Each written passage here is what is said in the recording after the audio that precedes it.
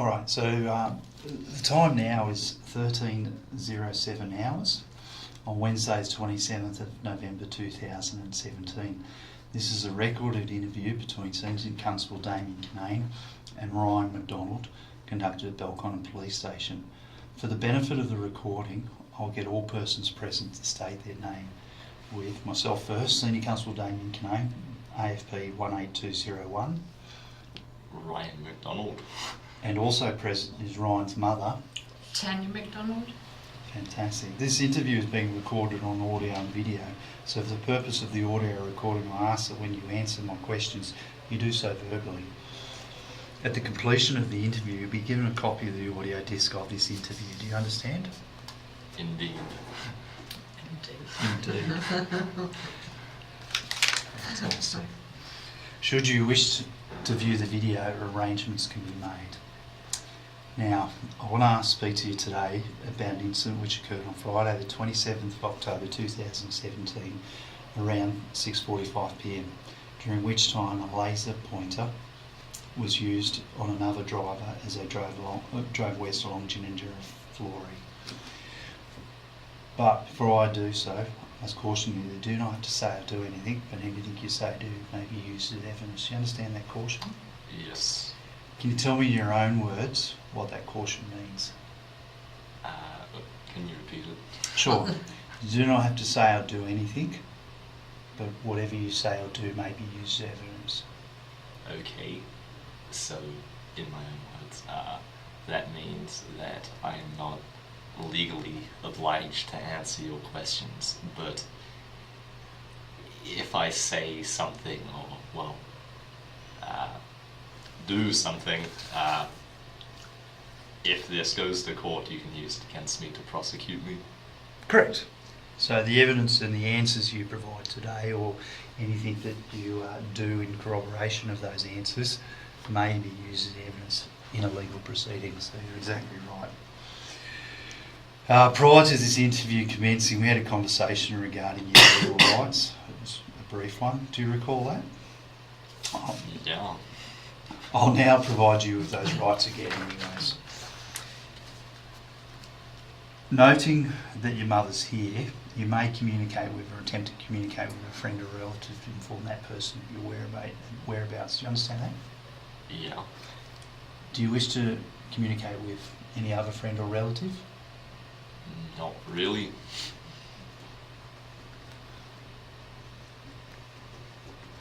Okay. You may communicate with or attempt to communicate with a legal practitioner of your choice and arrange or attempt to arrange for a legal practitioner of your choice to be present during the questioning. Do you understand? Yes. Do you wish to communicate with a legal practitioner? No. Are you an Australian citizen? Yes. Are you Aboriginal or Torres Strait Islander? No.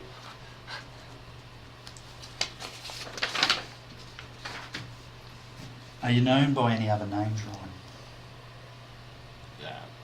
No, not formally. Okay. How old are you? 17. Your place of birth? Adelaide. Yeah.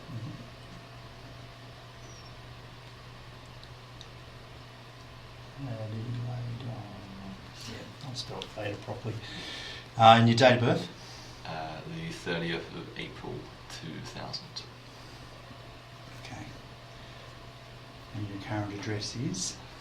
5 Kid Place. Kid has 2 B's. Yeah. In the suburb of? Florida. Nice. Phone numbers I am aware of. Occupation, work details. Not relevant. Not relevant. Do you own any vehicles or drive any vehicles? Yeah. Yeah. Do you know the registration? Yeah, I think I've taken a picture of it when I went to the park once. That's so all right. pull that up. That's all right.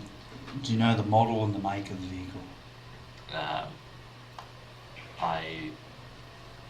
I'm not 100% sure.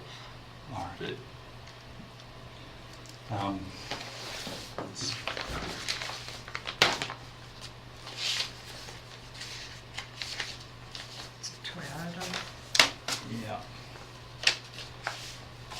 If I was to tell you it's a green coloured Toyota Camry sedan, does that sound familiar? Yeah.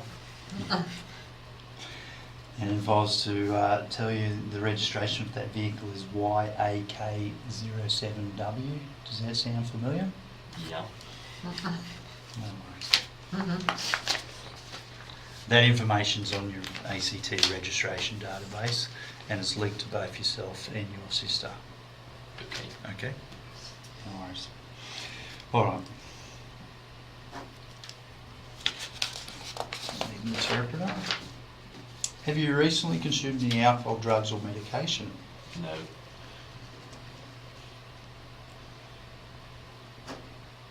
Do you feel well enough to participate in today's interview? Yes. If at any time you wish to have a break, don't hesitate to ask. If you do not ask a question, ask me to repeat it and I'll do so, or reword it if necessary. As I alluded to a moment ago, do you think there's something that I've asked Ryan and you're not actually comfortable with the question? Tanya, you may ask, but you can't answer Ryan's questions. Fantastic. Now, there's a number of important reference points which I'm going to talk to you about in the first instance. First is an email that you replied to, identifying a number of particulars in relation to the incident. The email was sent from ryan.mcdonald850@gmail.com on the 30th of October 2017, addressed to myself. And in that email there's a brief outline of your version of events. Do you agree that's an email that you sent? Yes. Too easy. We'll go back to that in a moment anyways. I'll keep that there so you can, it's your information.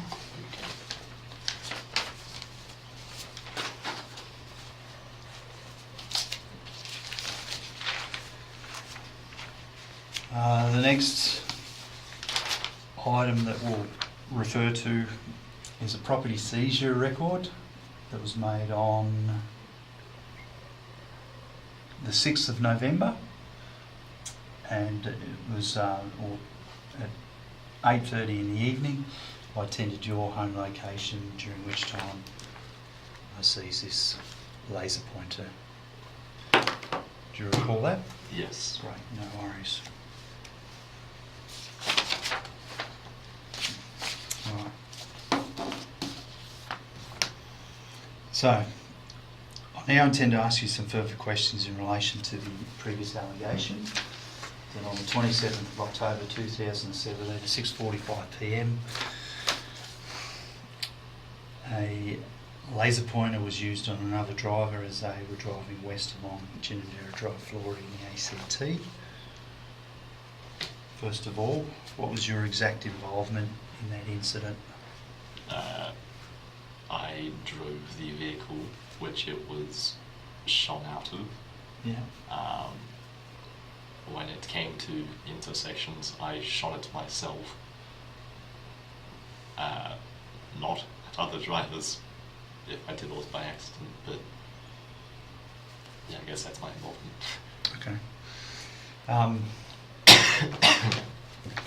When I attended your location on the 6th of November and seized the laser pointer, you stated you purchased it on eBay, is that correct? Yes. Okay. The laser pointer itself has a warning label on the top of it. Did you ever read that? No. No? Okay. I'll read it out loud for you. It's danger, laser radiation, avoid direct contact, eye exposure. Maximum output power is greater than 5 megawatts. Under the Prohibited Weapons Act, any laser that emits a laser beam or strength greater than 1 megawatt is a prohibited weapon. Okay. Okay. Noting that you don't sit at home and read the Prohibited Weapons Act, you've unintentionally bought a prohibited weapon. Now, the first thing I would ask myself is why can I buy something that is technically a prohibited weapon on the internet? Fair call? Yeah. Yeah. Look, at any point if you feel I'm putting words in your mouth, just tell me, because it's a pretty reasonable statement. What if it's illegal? Why would I be able to buy one? Fair call? Yes. They're used for lecturers, industrial type people and so forth. So the act of actually having one is not an issue if you've got a reasonable excuse to do so. Being two kids in a car driving down a road, having it shone in and out of the vehicle or whatever else, intentionally or recklessly, is not a reasonable excuse. Do you agree? Yes. So, also, there was a third person in the car, although he wasn't shining it. okay. So, all right, going back to that, you've identified a co-accused.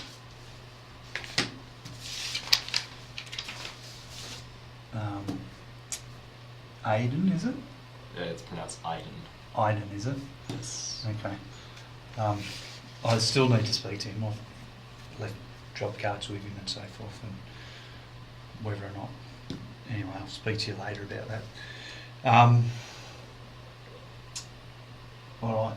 So you were handling the laser when the vehicle was stationary. Is that correct? Yes.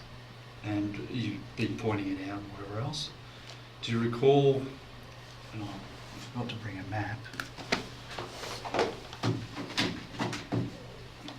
thankfully.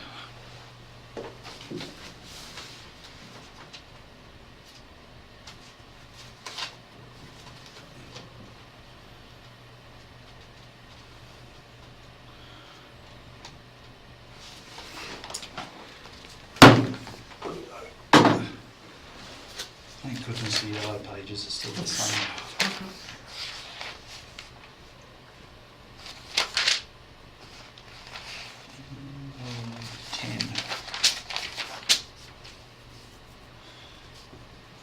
For the purpose of the video, I'm referring to 2012-2013 yellow pages. Within it, map 10 of the UBD shows an area of Ginninderra Drive between Coulter Drive and Kingsford Smith Drive in Flory.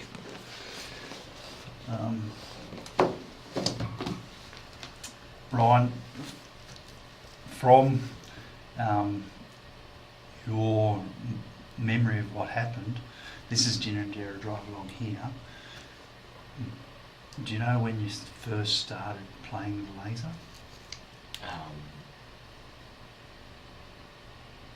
Do you want to orientate it so it's easier for you to look at? I can. You can read look both ways. Yeah, righto.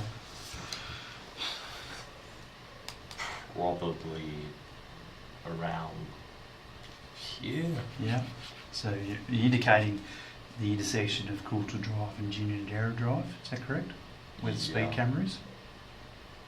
Yeah. Yeah. Okay. And then, which way did you drive? Down that way. Okay. And you're driving to? I was driving to the McGregor and Dunlop area. Okay, right, no worries. So I can tell you the complaint was made in relation to the intersection of Coulter Drive and Ginninderra Drive. That's where the and I was approaching from that way. So. Yeah, so the victim themselves have suggested that your car was stationary. They've pulled up alongside you, and at that point, as they're pulling up alongside you, they've observed the laser being pointed at the roof space of your vehicle. Does that sound familiar? At the roof? Yeah, at the roof, at the lining of the roof, or the inside of the vehicle. We shone around a lot of places, so probably. Now, as your vehicle and the victim's vehicle continue to drive west after the lights change green, of course, it's at that point the driver has had a laser appear in her rear vision mirror, causing temporary blindness. Okay. Okay. Can you tell me about who was handling the laser at that time? I cannot recall Okay. which one of us it was. All right. Was it they drive a red car? I can't recall.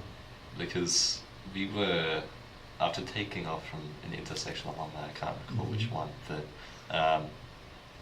this other car like sped off to like get in front of us and slow down. So I think that was the car who it was. They like went in front of us and slowed down. I thought they were just, being dickheads. But Sure.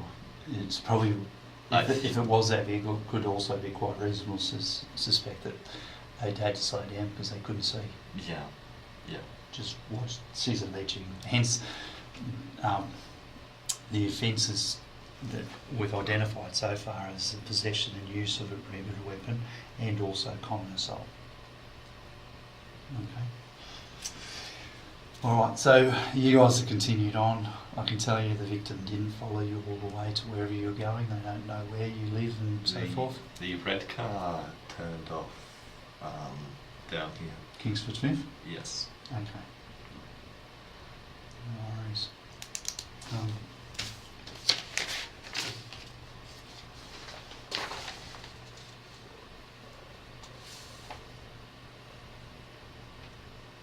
Just going through the victim's statement.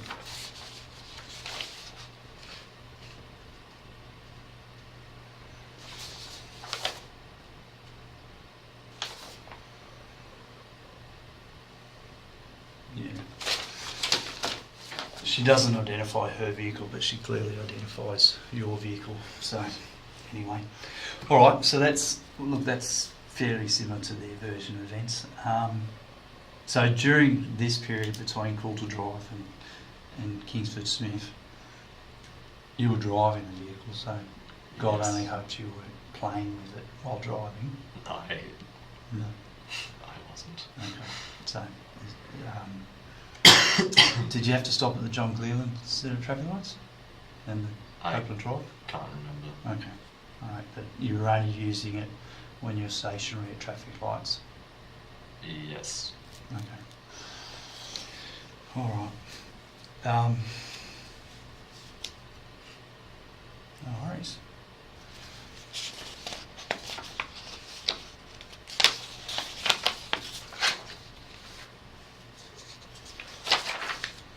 Is there anything further you wish to tell me about this matter?